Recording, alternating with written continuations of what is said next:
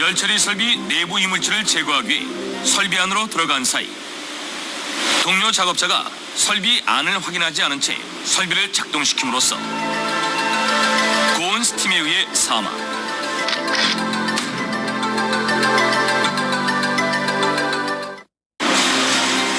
전동 핸드카를 이용하여 제품을 운반하던 중 핸드카 방향을 전환하려다 발등뼈 골절 부상.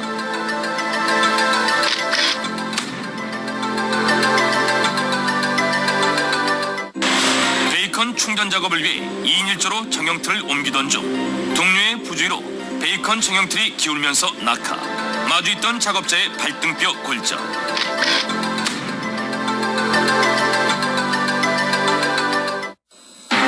크고 작은 부상, 그리고 사망으로 이어지기도 하는 갖가지 산업재해.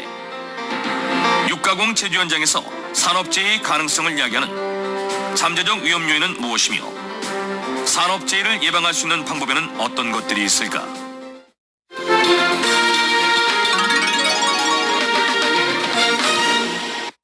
육가공 공정은 크게 입고, 전처리, 가공, 열처리, 그리고 포장 및 검사, 출하의 5단계로 분류됩니다. 입고된 원료는 전처리 공정에서 선별 작업을 거친 다음 가공 및 열처리, 포장 공정을 통해 제품으로 만들어집니다.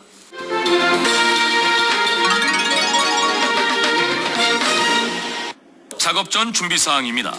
작업 시작 전에는 작업 현장 내 청결 유지와 사고 예방을 위해 반드시 위생복과 안전화를 착용하고 관리자의 지시에 따라 작업 전 안전교육을 받은 후 스트레칭 및 지적 확인을 실시합니다.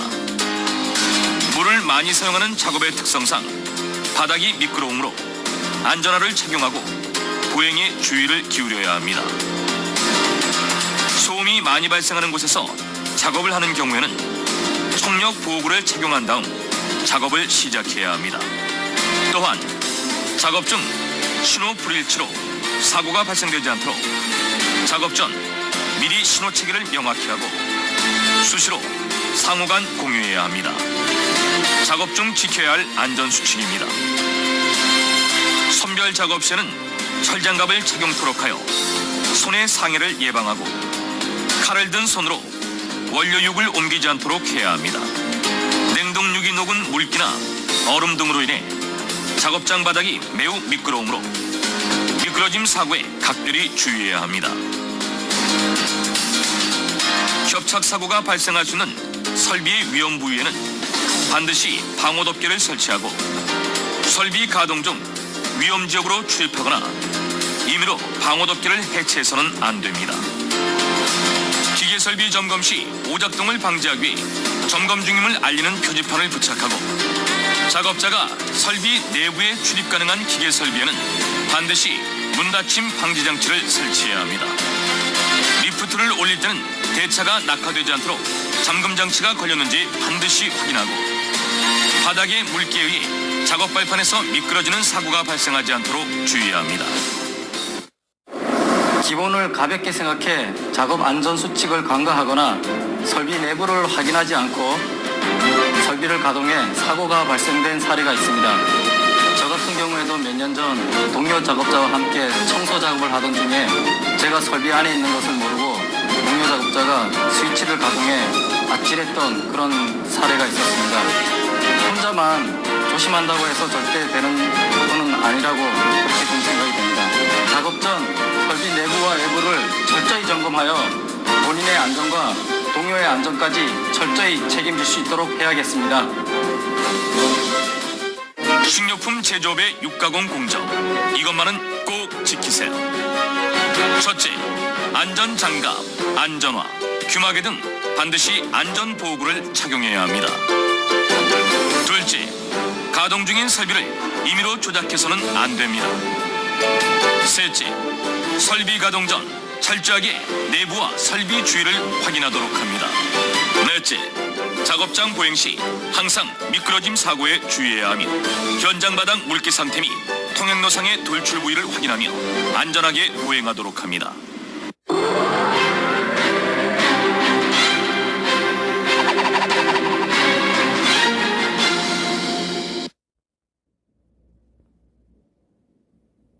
부족해서는 안 됩니다. 셋째, 설비 가동 전 철저하게 내부와 설비 주위를 확인하도록 합니다. 넷째, 작업장 보행 시 항상 미끄러짐 사고에 주의해야 하며 현장 바닥 물기 상태 및 통행로상의 돌출 부위를 확인하며 안전하게 보행하도록 합니다.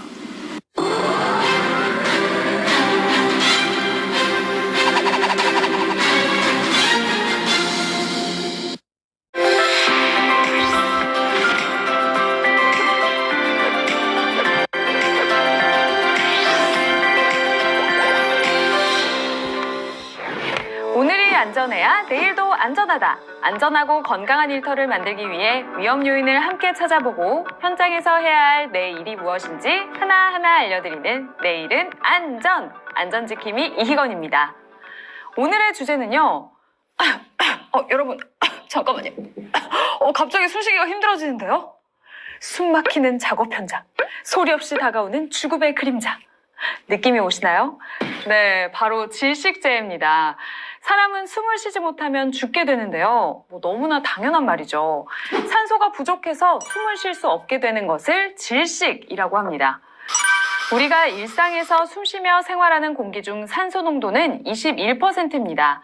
산소 농도가 18%인 곳에 있으면 민감한 사람의 경우 바로 어지러움을 느낄 수 있다고 합니다.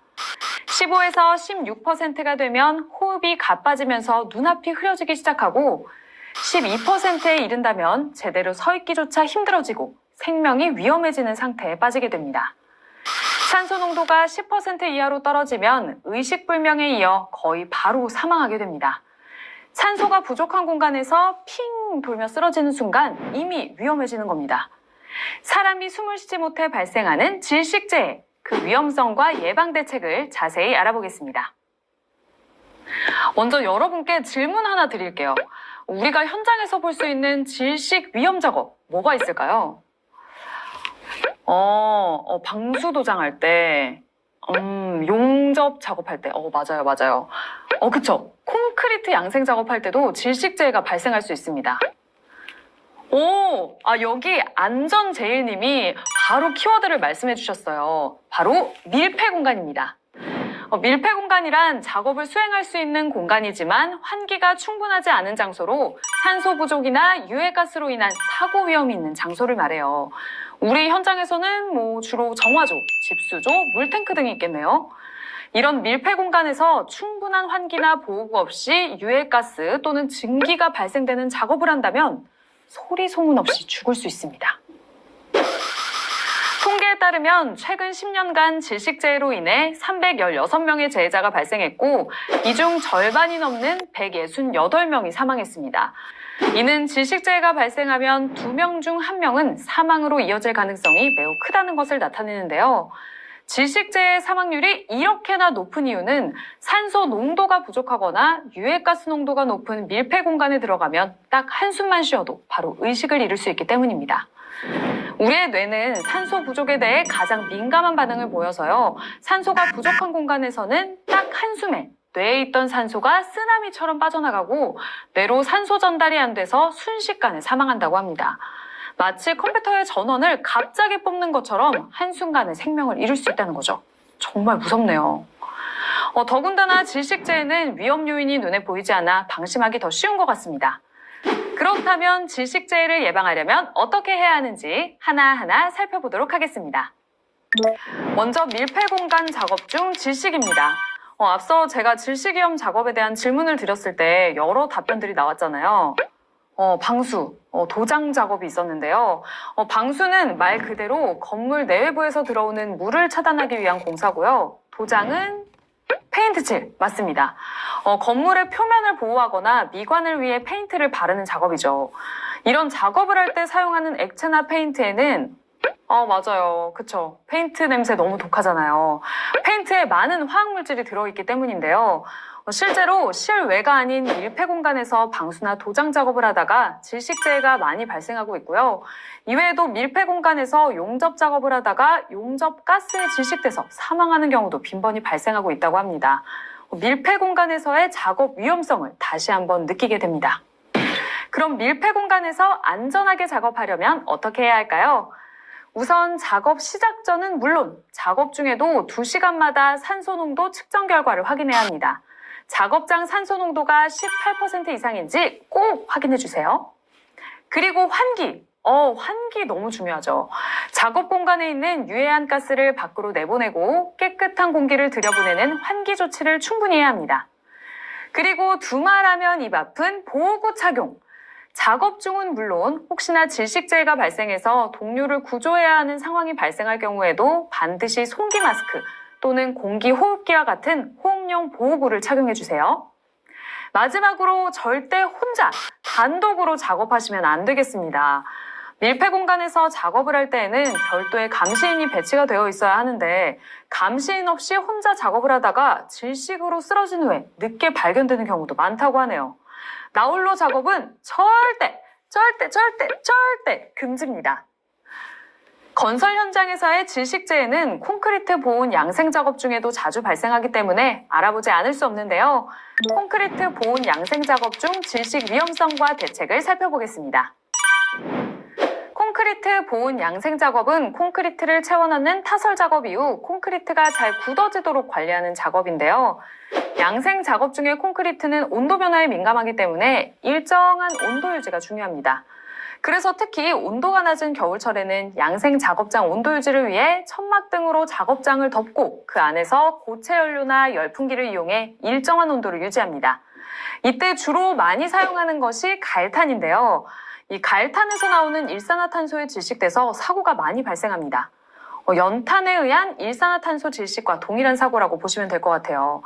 그래서 우리 현장은 갈탄과 같은 고체 연료는 원칙적으로 사용을 금지하고 열풍기를 사용하도록 되어 있죠. 하지만 갈탄을 사용하지 않고 열풍기를 사용한다고 해서 아무런 조치 없이 작업에 임하면 안 됩니다. 열풍기 사용 시에도 환기를 충분히 하지 않는다면 일산화탄소 농도가 점점 높아지기 때문에 우리 몸에 필요한 산소 대신 일산화탄소가 들어오면서 산소 부족으로 질식재해가 발생할 수 있거든요. 따라서 양생 작업 시에도 반드시 2시간 간격으로 산소와 일산화탄소 농도 측정 결과를 꼭 확인하고 환기도 잊지 마세요. 밀폐 공간 작업과 마찬가지로 공기호흡기나 송기 마스크와 같은 호흡용 보호구를 반드시 착용하셔야 하고요. 단독 작업은 절대 안 됩니다. 보온이 잘 되고 있는지 확인하러 갈 때도 꼭 2인 1조로 작업해주세요. 다음은 밀폐 공간 작업 안전 수칙입니다. 맨홀, 수조실 등 환기가 잘 되지 않는 밀폐된 공간에서 작업할 경우 산소 결핍이나 유해가스로 인한 질식 등의 사고가 발생할 수 있는 만큼 안전 수칙을 지키는 것이 무척 중요한데요. 먼저 작업 전에 가스 농도 측정 방법, 응급처치 등 특별 안전보건 교육을 실시합니다. 공사가 실시되는 곳엔 안내 표지판을 설치하고 가스 탐지기, 환기팬, 무전기, 공기호흡기, 구조 장비 구비도 필수. 가스 농도를 미리 측정하여 작업이 가능한 환경인지 확인하는 것도 잊으면 안 되겠죠? 한편 작업 중에도 지속적으로 공기를 환기하는 것 잊지 마시고요. 감시인을 배치하여 작업 인원, 작업 상황, 진행 시간을 꼼꼼히 확인해 주세요.